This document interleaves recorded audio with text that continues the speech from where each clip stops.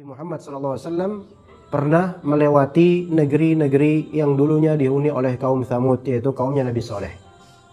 Tempat-tempat negeri-negerinya, karena negerinya kaum Tsamud ini, ya, dan itu peninggalan masih ada sampai sekarang, ya, itu bukan di Syam, tapi bukan juga masuk ke daerah Mekah. Makanya Allah Subhanahu wa Ta'ala kadang mengingatkan orang-orang Arab akan tempat tinggal orang-orang kaum Tsamud yang tertera dalam sejarah, ya. Diingatkan itu orang-orang Arab musyrikin di zaman Nabi Sallallahu Alaihi Wasallam, sebagaimana Allah Taala pernah menyebutkannya di surat Ibrahim akhir-akhir, ya. Wa anzirin nasa yawma yatihimul adzabu fayaqulu alladziina dzalamu rabbana akhirna ila ajalin qarib nujib da'wataka wa nattabi'ur rusul awalam takunu aqsamtum min qablu ma lakum min zawal wa sakantum fi masakinil ladzina dzalamu anfusahum wa tabayyana lakum kaifa fa'alna bihim wa darabna lakumul amsal. Kalian ini sudah pernah melihatlah, pokoknya inti kalimatnya, pernah melihat bagaimana puing-puing peninggalan atau rumah-rumah peninggalan kaum Tsamud yang sudah beratus-ratus tahun lalu atau mungkin beribu, Allah alam. Yakni wahai orang-orang musyrikun, ambillah ibrah gitu dari apa yang terjadi pada orang-orang yang dekat dengan Mekah, tapi bukan masuk Mekah, bukan masuk Jazirah Arab. Ya, ini kalangan Tsamud ini. Mereka terlihat rumah-rumahnya masih bukan megah, masih tersisa gitu. Akibat kenapa mereka hilang hancur? Karena mereka telah berbuat syirik sebelumnya. Gitu. Nah, kala itu Nabi Muhammad SAW itu memberantas kesyirikan yang terjadi pada kaumnya. Khawatir sebagaimana kekhawatiran dari sejak Nabi Nuh alaihissalam.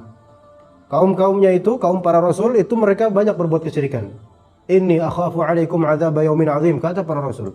Aku khawatir akan tertimpa kalian ini azab di hari nanti atau juga azab di dunia bagi orang-orang yang berbuat syirik. Dan Rasulullah SAW pernah melihat pemandangan rumah-rumah kaum Tsamud ketika beliau pergi ke Tabuk di tahun 9 Hijriah. Jadi ceritanya Allah Ta'ala mengutus kepada kaum Tsamud seorang Rasul. Dan Rasul ini Rasulan minhum, yaitu dari kalangan kaumnya mereka sendiri. Jadi Rasul-Rasul, para Nabi itu terlahir di tengah kaumnya, jemaah sekalian. Bukan orang asing, ya. Karena kalau orang asing ya udah pasti bakal ditolak gitu loh. Tapi kalau orang kampung sendiri kan adalah didengar gitu, minimal sama orang terdekat gitu ya. Tapi kalau orang-orang nggak mungkin. Contoh aja mas, Pak sampean misalnya asing, orang Jakarta, kemudian datang ke salah satu daerah di desa Jawa Tengah misalnya, ke Grobogan misalnya, bukan Grobogannya, ya ngebelusuk lagi gitu, ya daerah-daerah desanya lah misalnya.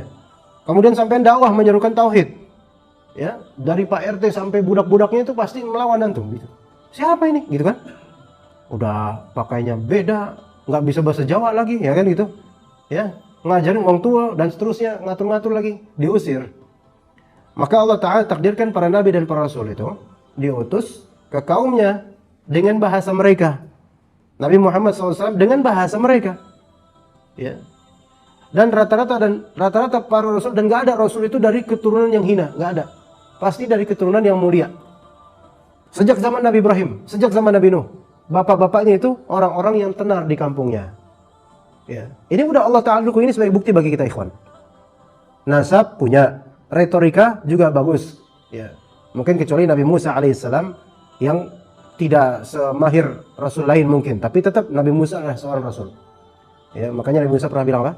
Rabbi shrah li sadri wa yassir li amri wahlul 'uqdatam min lisani yafqahu qawli. Ya Allah, buatlah lidah saya itu tidak keluh, lancar dalam berbicara hingga mereka paham. Tapi tetap Nabi Musa tentu saja ahli dakwah. Jadi jangan kita bilang dai sekarang tuh lebih hebat dari Musa. Nabi Musa enggak, jauh. Nabi Musa jauh lebih hebat daripada siapapun dari kita. Nah, nasab punya, bahasa dapat, ya, kehormatan juga ada. Dengan dukungan dari latar belakang yang bagus. Tapi lihat kebanyakan dari orang-orang ketika didakwahkan dakwah tauhid nggak terima ya. Lihat tuh Pak jemaah sekalian. Belajar dari sini, semua Rasul mendakwahkan dakwah tauhid. Tadinya Nabi Muhammad SAW itu orang yang paling disukai oleh kalangan Arab. Semua orang Arab sepakat mencintai Muhammad bin Abdullah ini. Sampai digelari Al-Amin. Ka'bah itu sangat diagungkan oleh orang Arab walaupun mereka kaum musyrikun. Tapi ya jeleknya mereka naruh patung-patung di Ka'bah itu. Diagungkan sekali dan percaya Ka'bah ini Robnya adalah Allah, Allah yang akan menjaganya. Abdul Muttalib ketika ditawan banyak dari onta peliharanya oleh Raja Habasyah, ya, maka Abdul Muttalib pakainya Nabi SAW.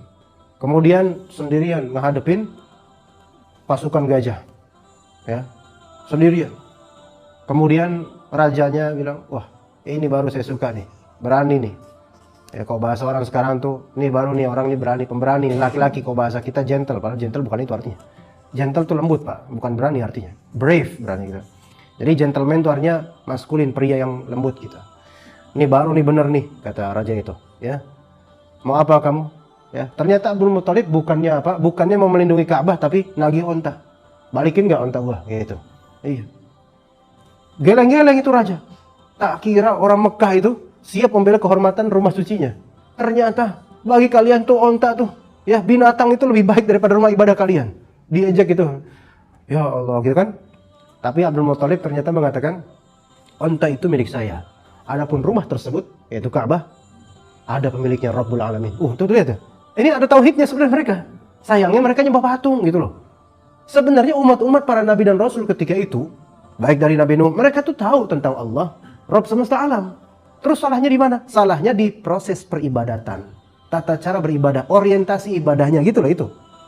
Orientasi ibadahnya itu kepleset sehingga ke patung, bukan ke Allah gitu loh. Dan alasan mereka illa liyuqarribuna ilallahi zulfa. Kita itu pakai patung ini, kuburan ini itu, ini adalah pendekatan menuju Allah, sarana, wasilah. Ini tetap syirik gitu loh. Ini di sini yang diperangi oleh Rasul gitu loh. Itu yang diperangi. Padahal mereka mengakui Rabbul Alamin, Allah Ta'ala, pencipta semesta alam. Semuanya mereka itu, ya, yaitu kaumnya para rasul. Nah, jadi sampai kaumnya, yaitu kaum Tsamud, kaumnya Nabi Saleh alaihissalam, itu fa'amarahum bi'ibadatillahi wahdah. Nabi Saleh memerintahkan agar mereka ini hanya menyembah Allah semata, wa taraka ibadatal asnamil lati kanu 'alaiha, dan mereka agar meninggalkan peribadatan terhadap patung-patung yang selama ini mereka lakukan. Falam yu'min lahu minhum illa al-qalil. Ini kalimat, bukan kalimat Al-Qur'an ya, kalimat orang biasa, ulama. Tidak beriman kecuali sedikit dari kaumnya, Masya Allah. Ya, hanya sedikit yang beriman. Begitulah ikhwan jemaah sekalian, kerap kali jangan heran kalau dakwah pemurnian tauhid anti syirik itu peminatnya itu tidak semisal dakwah-dakwah yang mungkin agak lucu, menyegarkan hati ya. Dalam artian pulang itu kebawa lucunya gitu ya, yang bisa meninak-bobokkan dan memanjakan kaum muslimin gitu. Tapi kan kalau dakwah tauhid dan anti syirik itu kan yang diomongin itu ya kekinian juga kena dan sejarah juga ada. Tapi bertentangan dengan banyak dari mindset masyarakat atau latar belakang dan tradisi atau kearifan lokal masyarakat. Dan hal tersebut tantangan sebenarnya dalam dakwah jemaah sekalian. Ya, dan itulah para rasul berani melakukan itu walaupun sedikit, bahkan diancam dibunuh dan seterusnya. Nabi Ibrahim mendakwahkan tauhid diancam, bapaknya sendiri ngomong, ya, tak gaplokin kamu gitu. Bahkan dikatakan, famakana jawab qaumihi illa an qalu qtuluhu aw harriquhu. Tidak ada jawaban dari kaumnya Nabi Ibrahim kecuali bunuh dia atau bakar dia. Fa anjahullahu minan nar. Maka Allah Ta'ala selamatkan Nabi Ibrahim dari api. Walaupun dicemplungin ke api yang berkobar, tapi tetap kuni barda wa salama. Jadilah api tersebut dingin dan selamat gitu, enggak mencederai Nabi Ibrahim alaihissalam. Luar biasanya Nabi Ibrahim ketika dicemplungin ke parit berapi itu, datang malaikat menampakkan wujudnya, kemudian bertanya, kalau bahasa baratnya, need some help, ya gitu, butuh bantuan. Amma anta fala, kata Nabi Ibrahim. Adapun kepada engkau, malaikat ini, enggak, saya enggak butuh bantuanmu. Tapi kepada Allah saya butuh bantuan. Tuh lihat tauhidnya, Masya Allah Pak. Kalau kita kira-kira gimana tuh? Help me gitu kan? Ya tolong, ya. Padahal baru kejepit di motor, ya. Belum sampai kecemplung ke api, ya. Luar biasa tauhid Nabi Ibrahim alaihissalam. Tapi bukan berarti, ya kalau dalam keadaan kayak gitu kita udahlah biarin aja dibakar, gitu. Enggak juga, kita perlu ikhtiar. Boleh minta tolong kepada makhluk, tetapi makhluk yang ada gitu, nampak, ya. Bukan makhluk yang nggak nampak di kita, seperti udah kecemplung ke sumur, minta tolong sama Rocky Pak Atid. Hai Rocky Pak Atid, tolongin saya, angkat saya, kali kan ada 2 orang, angkatin saya lah. Nggak bisa, itu syirik jadinya. Malaikat itu makhluk mulia Pak, ya kan? Makhluk mulia. Malaikat itu makhluk yang paling dekat kepada Allah. Ya. Tetapi karena malaikat ini gaib bagi kita, maka haram atas kita untuk meminta kepada malaikat-malaikat yang gaib ini. Itu malaikat ya Pak? Apalagi kalau mintanya sama yang jauh di bawah derajat malaikat, ya Pak ya? Enggak. Malaikat kira-kira bakal masuk neraka enggak? Enggak ada malaikat itu dihukum di neraka, enggak ada malaikat itu la ya'sunallaha ma amarahum wa yaf'aluna ma yu'marun. Enggak bakal bermaksiat, pasti taat pada Allah. Taat pada Allah. Lalu bagaimana dengan orang yang sudah wafat? Ya, orang yang sudah wafat nih Pak. Udah wafat, walaupun hidupnya kelihatan soleh, wafat, dikubur. Kemudian kita kultuskan, kemudian kita minta kepada sang mayit, tolong sampaikan kepada Allah, saya minta rezeki saya. Atau bahkan minta langsung pada sang mayit. Lebih nggak boleh lagi. Kalau malaikat yang soleh aja kita nggak boleh minta, karena alasannya apa? Gaib. Apalagi mayit ini, yang belum tentu dia di kuburan, lagi selamat. Nggak tahu kita kan. Apalagi ternyata yang terjadi sekarang, dan ini yang terjadi sekarang jemaah sekalian. Itu yang juga terjadi serupa dengan kaum-kaum Nabi Saleh, kaum-kaum Nabi Nuh, kaum-kaum Nabi Hud, kaum-kaum Nabi Muhammad SAW. Pemujaan terhadap orang-orang yang diagungkan sampai berlebihan. Ntar pas sudah wafat, kuburannya apa? Diagungkan. Ini. Sampai Nabi Muhammad SAW dan Nabi-Nabi lainnya. Nabi Muhammad SAW saking giatnya dakwah terhadap tauhid dan anti syirik. Dari awal pertama di periode Mekah, tauhid yang digaungkan. Walaupun dimusuhi. Sampai akhir di penghujung ayat. Di penghujung ayat lagi. Di penghujung hayat ya. Kehidupan. Ya, kalau manusia kan hidup itu kan ada mendekati apa? Matinya, wafatnya. Ya, kalau bahasa olahraganya injury time gitu. Sebentar lagi ini. Udah kan namanya injury time itu kan waktu paling mepet terakhir itu. Rasulullah SAW masih mengeluarkan sabdanya. Dan sabdanya di antara kalimat terakhir Rasulullah apa? La'anallahu al-yahuda wan nasara ittakhadhu qubur anbiya'ihim masajid. Semoga Allah melaknat orang-orang Yahudi dan Nasrani. Mereka menjadikan kuburan para nabi mereka sebagai masjid. Indikasinya apa? Indikasinya sikap berlebihan terhadap apa? Orang-orang soleh. Gitu loh. Dari zaman, bukan dari Yahudi Nasrani, sebelumnya sebenarnya kayak gitu. Tradisi dari kaumnya Nabi Nuh. Itu kan kayak gitu. Coba lihat di surat Nuh. Ada nama-nama Yahuth, Ya'uq, Nasr. Sebagian ulama mengatakan itu aslinya nama orang soleh. Pas mereka wafat, dikultuskan, dipatungkan, disembah. Orang Indonesia, kalau nggak ada nih dakwah menuju tauhid kepada Allah, maka kembali ke agama lama kita nih. Agama Sanskerta dulu. Nyembah-nyembah dewa-dewa, patung-patung akan kembali. Kalau nggak betul-betul didakwahi tentang tauhid jemaah sekalian. Iya. Karena kesyirikan itu berawal dari apa awalnya? Pengagungan, pengkultusan, berlebihan. Mulai nanti kuburan. Nah, mulai itu. Kalau nggak di stop, udah nanti lihat aja yang terjadi. Iya. Nah, dulu orang-orang yang mengagungkan patung-patung dan kuburan, mereka mengetahui nih patung dulunya orang hebat nih, orang soleh. Kalau zaman sekarang mah enggak. Kadang-kadang kita tuh wisata religius ke kuburan-kuburan, kita nggak tahu sebenarnya seluk-beluk sahibul makbaroh ini tuh siapa. Hanya dengar cerita lalu lalang saja. Dulu dia bisa terbang. Iya, gitu. Ya, dulu bisa terbang, bisa ini. Cerita-cerita yang sanatnya itu kabur, nggak ada sanat. Yang bisa dikarang-karang. Contoh misalnya Pak, ya. Kalau memang dan mungkin ada benar Syekh Siti Jenar misalnya. Kuburannya ada berapa Syekh Siti Jenar Pak? Minimal 3 Pak. Ada versi Cirebon, ya kan? Lemah Abang. Ada versi di Jawa Tengah, ada Cirebon kan Jawa Barat Pak. Jawa Tengah juga ada. Mungkin di Jawa Timur ada yang mengklaim ini kuburannya Syekh Siti Jenar. Sing kena sing kan gitu loh. Ya kan? Yang benar yang mana? Ini mau ziarah nih yang mana? Apa kita bagi tiga-tiganya gitu? Apa palanya di Cirebon atau badannya di Pekalongan, satunya di Kediri misalnya. Kayak pabrik aja buka cabang. Ini yang benar yang mana? Loh, dan masalah ini. Kemudian orang-orang ngalap berkah di situ. Terus yang benar yang mana kuburan? Wes, yang benar yang mana? Pokoknya kita ziarah kubur gitu katanya. Lah, ziarah kubur silakan. Tetapi untuk apa ziarah kubur ini? Nah, kata Nabi SAW, aksiru min zikri hadhimil ladzat. Perbanyaklah oleh kalian mengingat pemutus kelezatan yaitu kematian. Kata Nabi SAW di suatu hadis lainnya, kuntu nahaitukum an ziyaratil quburi fazuruha. Dulu aku melarang kalian ziarah kubur. Dulunya awal-awal periode dakwah Nabi SAW, ziarah kubur itu dilarang, Pak. Tapi sekarang fazuruha, sekarang ziarahilah, Kak. Kalau dalam kaidah usul fikih, al-amru ba'dal hadri yufidul ibahah. Perintah setelah larangan menunjukkan dipermisikan, diperbolehkan, silakan ziarah kubur. Walaupun ulama berselisih pendapat apakah perempuan boleh atau tidak ziarah kubur, karena ada hadis lain Nabi SAW mengatakan la'anallahu zawwaratil kubur. Semoga Allah melaknat perempuan-perempuan yang sering ziarah kubur. Itu ada hadisnya itu. Taib, oke lah. Boleh kita ziarah kubur sunnah. Itu membuat kita apa? Memikirkan kematian, mengingat kematian. Sunnah Nabi SAW, sunnah dan bagus. Tapi itu kan itu tujuannya tadi apa? Mendoakan mayit supaya semoga dirahmati Allah dan mengingatkan kita akan kematian supaya tazkiyatun nufus taubat. Yang terjadi sekarang kan sebaliknya. Ke kuburan supaya ngalap berkah duniawiyah. Iya kan? Minta supaya wartegnya laris, kan malah ke kuburan, ke distributor harusnya gitu kan ya. Iya, ke kuburan ini minta sama ini TPU Jeruk Purut, tahu gak ya? Pasti tahu orang Jakarta atau yang sering bolak-balik ya ke Tanah Abang tuh. Itu kan ada makam, nggak usah kita sebutkan ya. Ada makam ya, ada makam namanya TPU ya Pak ya.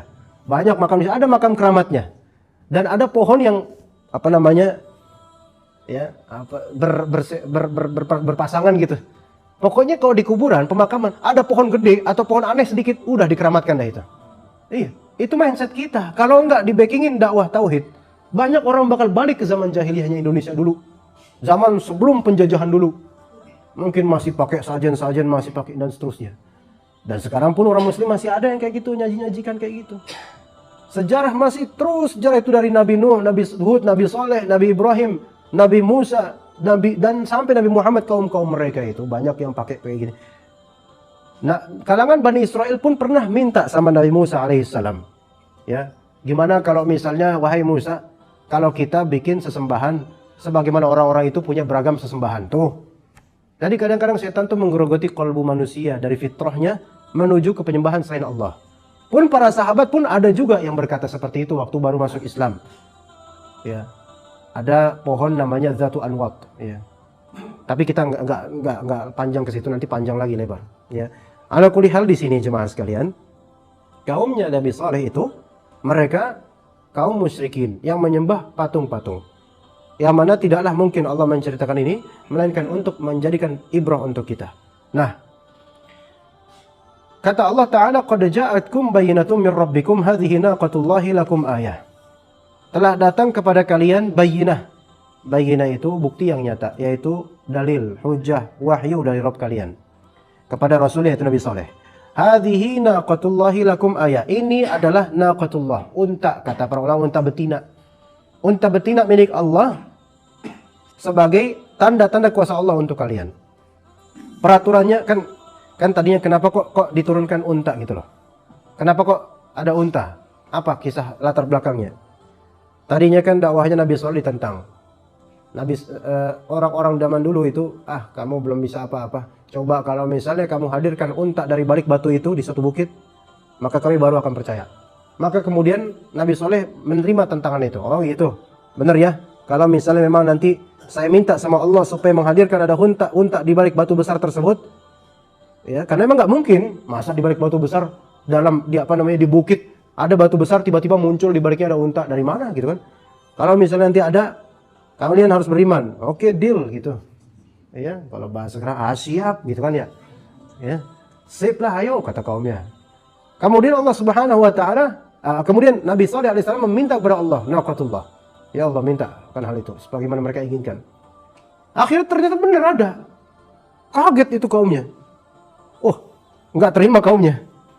Gitu. Jadi kaumnya ini rata-rata memang nantangin Untuk hal-hal seperti ini bukan supaya mereka beriman, mereka tuh cuma nantangin supaya ngejek. Alah, apaan sih, gitu kan? Makanya kata Allah Ta'ala di surat Asy-Syu'ara, "Kadzabat Tsamudul mursalin." Kaum Tsamud telah mendustakan para rasul. Ketika Nabi Saleh berkata kepada mereka, "Ala tattaqun?" Kenapa kalian tidak bertakwa? "Inni lakum rasulun amin." Saya adalah rasul untuk kalian yang terpercaya. "Fattaqullaha wa ati'un." Takutlah kalian pada Allah dan taatilah aku. "Wa ma as'alukum alaihi min ajr." Aku ini dakwah ini enggak minta duit, enggak minta apa-apa dari kalian dari dunia, enggak. Balasan enggak. "In ajriya illa ala rabbil alamin." Sesungguhnya ganjaran buat saya itu tanggungan Rabbul Alamin. Seterusnya dengan ayat-ayat. Tapi mereka bilang, qalu innama anta minal musaharin. Saleh, kamu itu orang yang tersihir, kamu ngigo, ya. Begitu, diejek. Ma anta illa basyarum mithluna, fa'ti bi ayatin in kunta minas shadiqin. Kamu itu orang kayak kita. Maka coba datengin suatu tanda mukjizat kalau memang kamu benar. Di surat Yasin kan dibilang gitu juga, ya enggak? Gimana di surat Yasin itu gimana? Di surat Yasin. Qalu ma antum illa basyarum mithluna. Ya kan? In antum illa ma antum illa basyarum mithluna wa ma anzala ar-rahmanu min syai' in antum illa takdzibun. Ya, antum Yasinan enggak, Pak? Hah? Enggak hafal surat Yasin dah? Enggak Yasinan juga enggak. Cuman kalau bisa hafal ya hafal. Tapi kalau Ad-Duha belum hafal jangan hafalin Yasin, ya.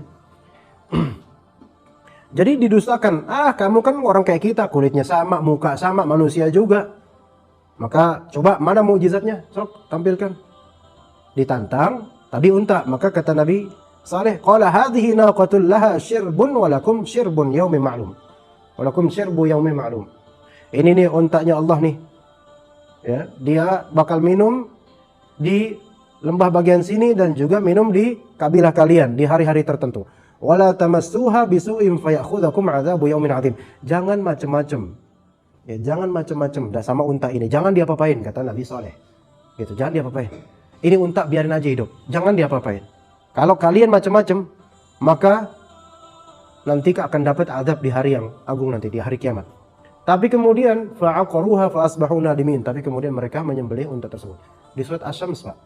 Naqatullahi wa suqiyaha. Biarkan unta Allah ini dan minumannya, jangan diganggu unta ini. Udah biarin aja. Ya. Fakadzabuhu, terus fa'aqaruha. Maka kemudian mereka mendustakan, enggak percaya. Coba ayo kita ini aja, kita matiin aja tuh. Paling enggak ada apa-apaan. Enggak percaya mereka. Maka akhirnya kemudian fa'aqaruha. Disembelihlah unta itu oleh salah satu dari mereka yang paling jelek dari kaumnya Nabi Saleh alaihissalam. Fadamdama alaihim rabbuhum bidzambihim fasawwaha. Karena itu sejak terjadi kejadian itu, peristiwa unta itu dibunuh padahal udah dilarang oleh Nabi mereka, maka Allah pun membinasakan mereka karena dosa itu, lalu diratakan dengan tanah kaum tersebut. Wala yakhafu 'uqbaha, dan Allah tidak takut terhadap akibat dari azab tersebut. Yani Allah itu kalau sudah mau mengadab kaum, itu Allah enggak peduli dengan akibatnya, karena Allah enggak bakal diapa-apain sama makhluknya. Ya, jadi jemaah sekalian rahimakumullah, pelajaran di sini ketika seseorang membangkang terhadap perintah Rasulnya, dilihat dia membangkang di sini sekadar maksiat karena malas atau maksiat karena mengingkari. Kalau sekadar malas tetap dosa, tetapi tidak kufur jadinya. Tapi kalau enggan mentaati karena mengingkari, maka jatuhnya kufur.